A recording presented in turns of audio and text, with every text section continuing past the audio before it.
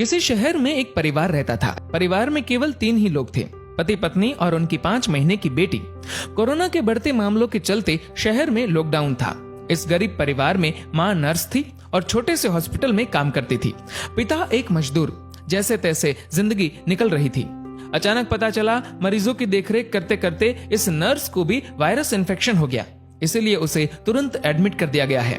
जब ये खबर घर आई तो बहुत चिंता होने लगी। नर्स का नाम ज्योति, पति का नाम रमेश और उनकी बेटी का नाम स्वाति था। ज्योति ने अपनी बेटी का चेहरा भी 1 महीने से नहीं देखा था। इतनी छोटी उम्र में तो शिशु को सिर्फ माँ का दूध पिलाया जाता है, लेकिन यहाँ इस परिस्थिति में वो संभव नहीं था। गाय का ही दूध संभव था। इसलिए रमेश अपनी बेटी के लिए अड़ोस पड़ोस से जैसे तैसे कुछ न कुछ इंतजाम कर लेता, लेकिन 5 दिन बाद कहीं पर भी दूध नहीं मिल रहा था। रमेश बहुत ही ज्यादा चिंतित था, ये सोचकर कि मैं तो भूखा रह लूंगा, लेकिन 5 महीने की बच्ची को कैसे भूखा रख सकता हूँ।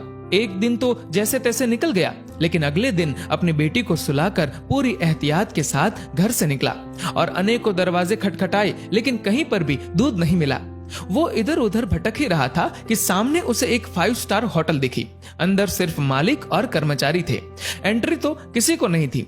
उसने बाहर से आवाज लगाई, साहब मेरी बेटी 5 महीने की है, उसे दूध पिलाना है, यदि आपके पास हो तो प्लीज दे दीजिए।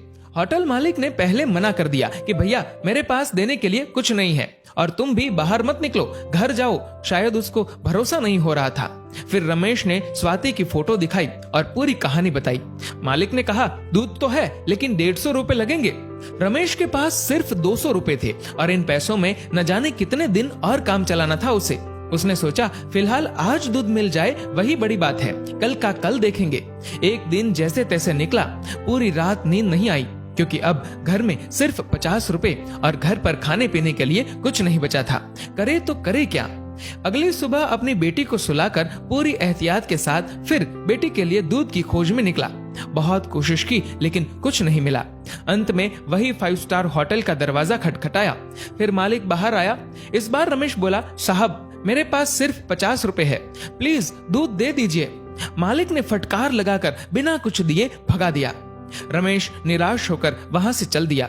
रास्ते में चलते हुए भगवान से प्रार्थना करता है कि हे ऊपर वाले, आज एक बाप तुझसे भीख मांग रहा है, अपने लिए नहीं बल्कि अपनी बेटी के लिए। रास्ते में उसने देखा कि एक छोटी सी चाय बिस्कुट की दुकान खुली थी। दौड़कर वहां पहुंचा और देखा कि कुछ पुलिस वाले वहां चाय पी रहे हैं।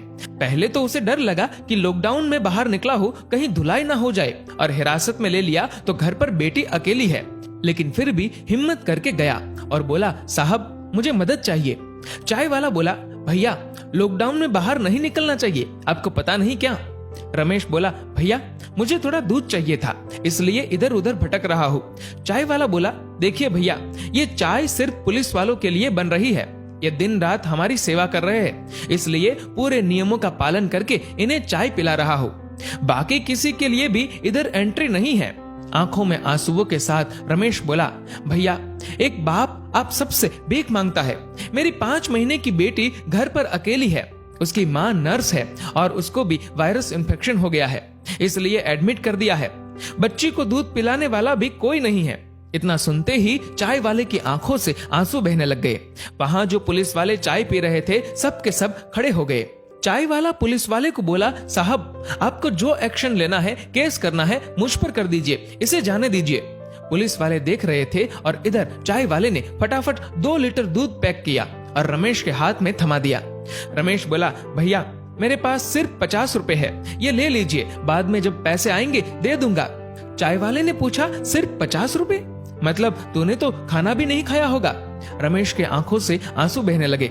चाय वाले ने तुरंत बिस्कुट के साथ खाने का कुछ सामान दिया और बोला, जाओ ये ले जाओ और अब घर से बाहर मत निकलना, और हाँ जब ये दूध खत्म हो जाए तो फोन कर देना, मैं देने आ जाऊंगा। रमेश धन्यवाद देकर जैसे ही जाने लगा तो पुलिस वाले ने रोक दिया और कहा, रुक जा 1 मिनट, तूने लॉकडाउन का नियम तोड़ा है, ऐसे नहीं जाने देंगे। पुलिस वाला अपनी पुलिस जीप में से कुछ लेकर आया।